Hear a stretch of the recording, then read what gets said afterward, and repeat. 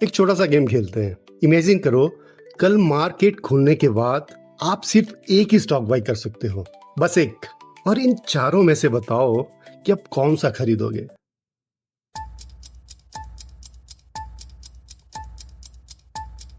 Choose कर लिया? अपना आंसर याद रखना या नीचे कमेंट बॉक्स में डाल दो 1 2 3 4 जो भी आपको पसंद है। मैं देखना चाहता हूँ कि हम दोनों की सोच कितनी मिलती है। अब वीडियो के एंड में हम देखते हैं कि हमारा डिसीजन और आपका डिसीजन सेम है या नहीं। जो चार्ट आपने चूज किया है, ऐसे ही चार्ट मैं भी पहले चूज करता था और शायद यही वजह है कि मैं हर बार थोड़ा लेट हो जाता था।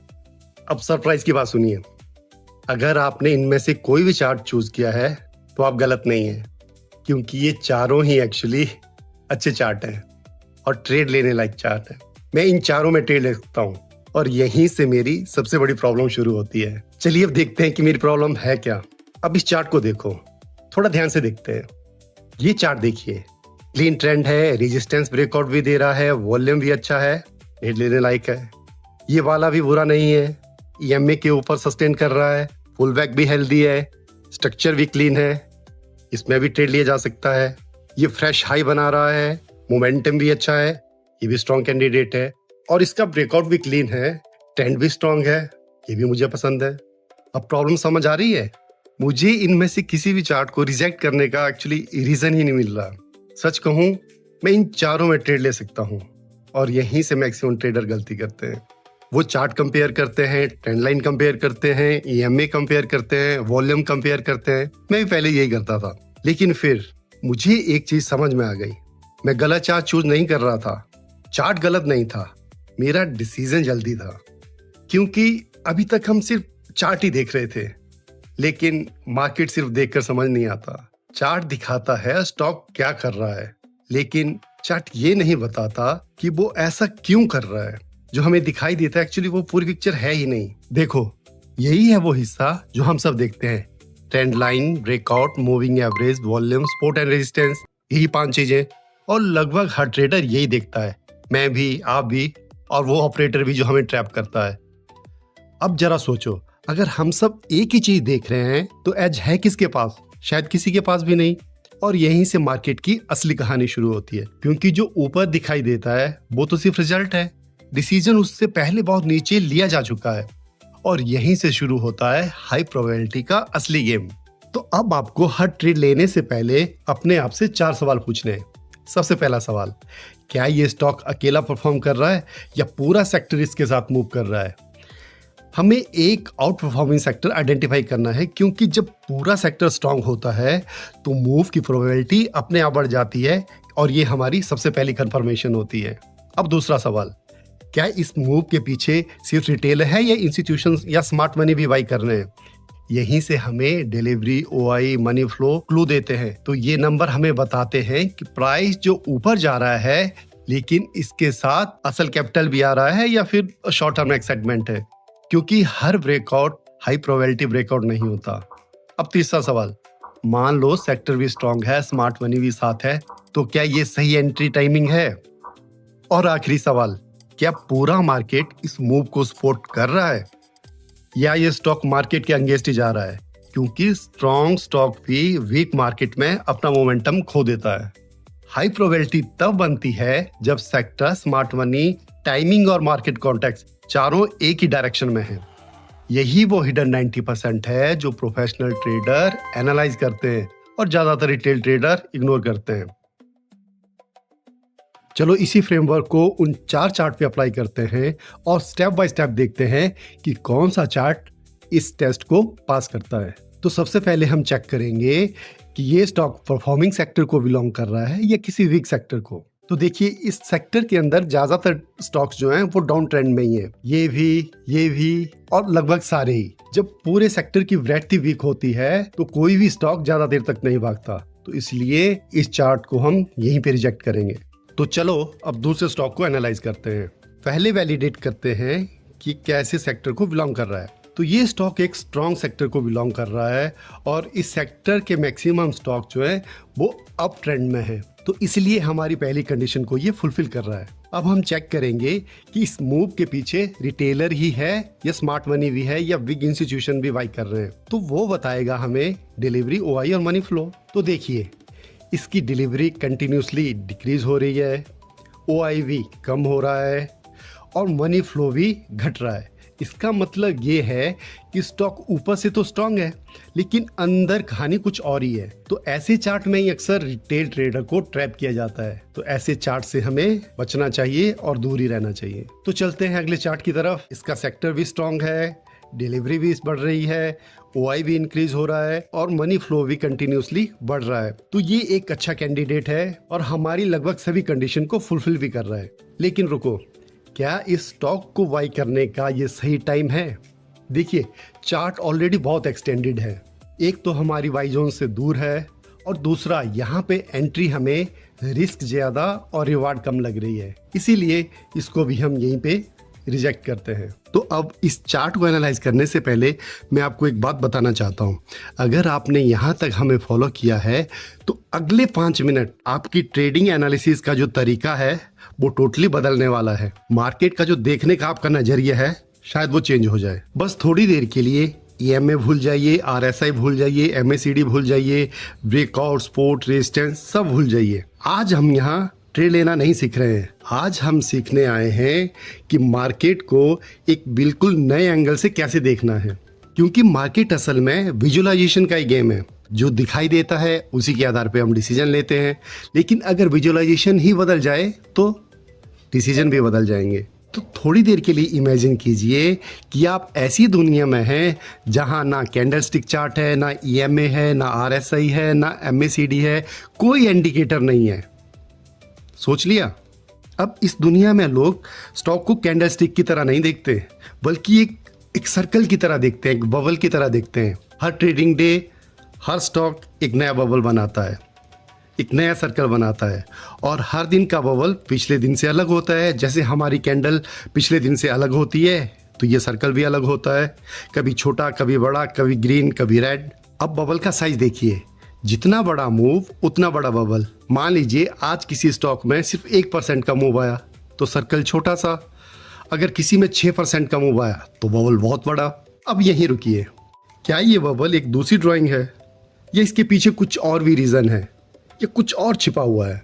चलिए फिर चलते हैं अपनी कैंडल पे। एक दिन की कैंडल हमें 2 चीजें बताती है, प्राइस और वॉल्यूम, बस। लेकिन मार्केट सिर्फ इन 2 चीजों से नहीं चलती।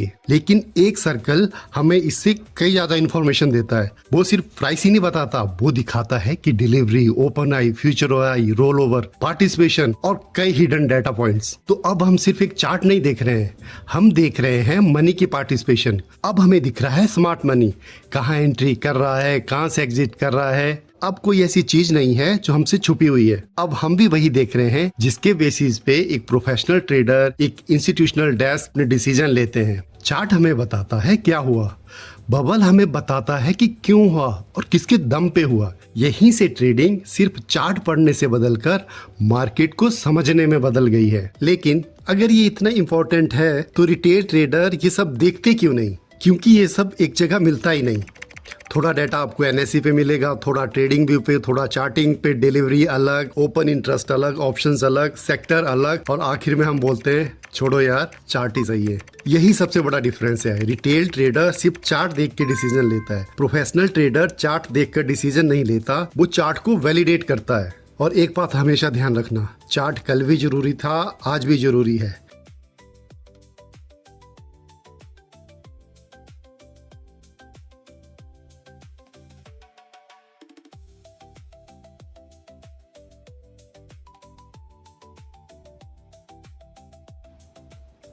तो जब भी मैं कोई स्टॉक देखता हूँ तो सबसे पहले मैं क्या देखना चाहता हूँ? मैं ये नहीं देख रहा हूँ कि प्राइस कितना ऊपर गया है या प्राइस कितना नीचे गया है। मैं ये देख रहा हूँ कि प्राइस के पीछे जो पैसा लगा है वो किसने लगाया है। और मैं इस स्टॉक की पूरी पिछली कहानी देखना चाहता हूँ कि लास्ट कुछ दिनों के अंदर कब कब इस स्टॉक से पैसा निकला है और कब कब इस स्टॉक के अंदर बाइंग आई है और स्मार्ट मनी ने एंट्री बनाई है। देखिए यहाँ पे कुछ बदल रहा है। पहले सेलिंग ज्यादा थी, अब धीरे धीरे बाइंग आना शुरू हुई है। तो इसको मैं कुछ इस तरह से देखता हूँ कि स्टॉक से धीरे धीरे पैसा बाहर निकल रहा है और यहाँ पे सेलिंग प्रेशर बढ़ता जा रहा है, मतलब स्मार्ट मनी यहाँ से अपना पैसा बाहर निकाल रही है। और देखिए यहाँ से बाइंग वापस शुरू हो गई है और धीरे धीरे जो बड़े प्लेयर हैं वो अपनी पोजीशन बढ़ा रहे हैं। इस पर्टिकुलर एरिया में देखिए यहाँ पे बड़े प्लेयर की प्रेजेंस कम दिख रही है और हो सकता है कि छोटे रिटेलर ही यहाँ पे पार्टिसिपेट कर रहे हैं। तो यहाँ से मैं अज्यूम कर रहा हूँ कि शायद चार्ट पे भी कुछ इसी तरह का पैटर्न क्रिएट हो रहा होगा। तो चलिए एक बार चार्ट के साथ इसको वैलिडेट करते हैं। देखिए यहाँ पे लगातार रेड बबल आ रहे हैं, इसका मतलब सेलिंग सिर्फ एक दिन की नहीं है, लगातार कई दिनों तक पार्टिसिपेशन जो है वो सेलिंग साइड की है। देखिए सेलिंग से पहले छोटे छोटे रेड बबल बनना शुरू हुए, फिर बीच में शार्प सेलिंग हो गई, जो रेड बबल थे वो बड़े हो गए और जैसे ही सेलिंग कम होना शुरू होते हैं हमारे जो रेड बबल हैं वो भी छोटे होना शुरू हो जाते हैं और कुछ टाइम बाद स्मार्ट मनी वापिस से अपनी एंट्री बनाती है। यहाँ से ग्रीन बबल बनना शुरू होते हैं, पहले छोटे बनते हैं और उसके बाद स्मार्ट मनी जो है एग्रेसिव करता है और ग्रीन बबल बड़े होना शुरू हो जाते हैं। लेकिन लार्ज ग्रीन बबल सिर्फ प्राइस बढ़ने से नहीं बनते हैं। देखिए ओआई, डिलीवरी, प्राइस, प्रीमियम सब एक साथ बढ़ रहे हैं। देखिए यहाँ ओआई 7,60,000 के आसपास था, अभी बढ़कर 7,74,000 के आसपास चला गया है। यहाँ पे ओआई 8,82,000 के आसपास चला गया है और ये इसी के पास सस्टेन भी कर रहा है और यही है हमारी कन्विक्शन। सब एक ही डायरेक्शन में बढ़ रहे हैं। अब आप लोग ये बोलोगे कि दोनों चार्ट और बबल सेम ही तो हैं। चलिए इसको भी वैलिडेट करते हैं। ये वाला पार्ट देखिए, अगर आप सिर्फ चार्ट देख रहे होते तो कुछ ट्रेडर को शायद ब्रेकआउट भी लगता और कुछ को लगता कि शायद यहाँ से अप ट्रेंड की शुरुआत है।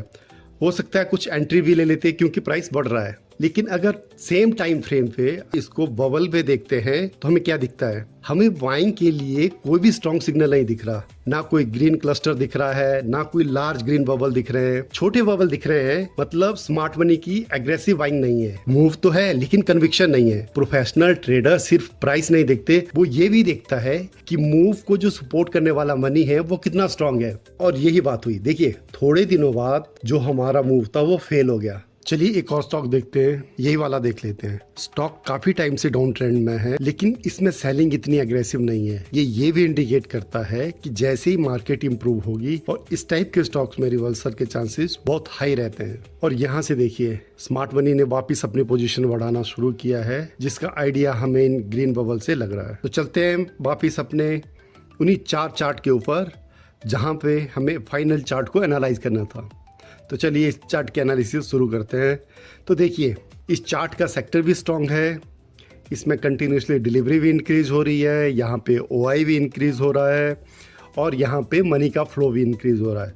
और सबसे मेन बात ये हमारी वाई जोन के अंदर भी है, तो ये एंट्री के लिए भी सही है। और एक टिप मैं आपको जरूर देना चाहूँगा, अगर आप 20 EMA के आसपास अपनी एंट्री लेते हो तो आपकी एंट्री हमेशा ±3% 20 EMA के आसपास होनी चाहिए। हमारा पहला सवाल रहता है परफॉर्मिंग सेक्टर फाइंड आउट करना। तो हमें हमेशा टॉप के जो 2 to 3 परफॉर्मिंग सेक्टर है उन्हीं में ट्रेड लेना चाहिए और उसका आइडिया भी मुझे यहीं से लग जाता है। देखिए ये एक सेक्टर है, इसमें काफ़ी लंबे टाइम से टोटल सेल ऑफ चल रहा है और ये इस टाइम का सबसे वीक सेक्टर है। अब इस सेक्टर को देखिए, इसमें अभी मनी की डिप्लॉयमेंट शुरू हुई है, यहाँ पे स्मार्ट मनी की पार्टिसिपेशन बढ़ रही है और हमें क्लियरली दिख रहा है कि यहाँ पे पैसा आ रहा है। और देखिए यहाँ से अब पैसा निकलना शुरू हुआ है। जब किसी एक सेक्टर से पैसा निकलता है तो कहीं ना कहीं उसको दूसरे सेक्टर में डिप्लॉय किया जाता है। तो हो सकता है इस सेक्टर से पैसा निकल के इस सेक्टर में डिप्लॉय किया जा रहा हो। ये एक अजम्पशन है, ये मैं आपको एग्जांपल देने के लिए समझा रहा हूँ। तो इसी टूल से मैं आइडिया लगा लेता हूँ कि कौन से सेक्टर अभी परफॉर्म कर रहे हैं और कौन से वीक हैं। आज हमने कोई नई स्ट्रेटेजी भी नहीं सीखी, ना ही कोई नया इंडिकेटर सीखा। हमने बस मार्केट को देखने का तरीका बदला है। पहले सिर्फ हम प्राइस देखते थे, अब हम पार्टिसिपेशन भी देख सकते हैं। पहले हम सिर्फ कैंडल देखते थे, अब हम उसके पीछे स्मार्ट मनी की कहानी भी देख सकते हैं। पहले हम सिर्फ पूछते थे कि प्राइस कहाँ जा रहा है, अब हम ये भी पूछेंगे कि मूव के पीछे खड़ा कौन है। यही बबल का असली मकसद है। ये चार्ट को रिप्लेस नहीं करता बल्कि चार्ट को कंप्लीट करता है। अगर चार्ट आपको बताता है क्या हुआ तो बबल आपको बताता है क्यों हुआ और किसके दम पे हुआ। अब जब भी कोई ब्रेकआउट देखोगे, कोई ट्रेंड देखोगे, कोई रैली देखोगे तो सिर्फ कैंडल मत देखना, ये भी देखना कि क्या स्मार्ट मनी भी साथ में है या नहीं। यही सब दलाल रेडार बताता है। जो डेटा पहले 10 अलग अलग जगहों पे बिखरा हुआ था वो अब एक ही स्क्रीन पर एक ही बबल पे समझ आ जाता है। अगर आपको ये कॉन्सेप्ट यूजफुल लगा तो अगली बार चार्ट खोलने से पहले एक बार बबल भी जरूर देखिएगा, शायद आपका डिसीजन पहले से बेहतर हो। अगर आपको भी ये टूल हेल्पफुल लग रहा है तो इसका लिंक मैं डिस्क्रिप्शन में डाल दूंगा। आपको सर्च करना है dalalradar.com। यहाँ पे एक रेडार का बटन है, इस पे आप क्लिक कीजिए तो आप सेम इसी टूल पे पहुंच जाओगे। ये टूल टोटली फ्री है, आप भी इसको यूज कर सकते हो। अगर आपको ये वीडियो वैल्यूएबल लगा है तो प्लीज शेयर कीजिए, लाइक कीजिए, सब्सक्राइब जरूर कीजिए और कमेंट में जरूर लिखिए आप सिर्फ चार्ट देख के ट्रेड लेते हैं या पार्टिसिपेशन भी देखते हैं। Thank you guys, thank you for watching this video.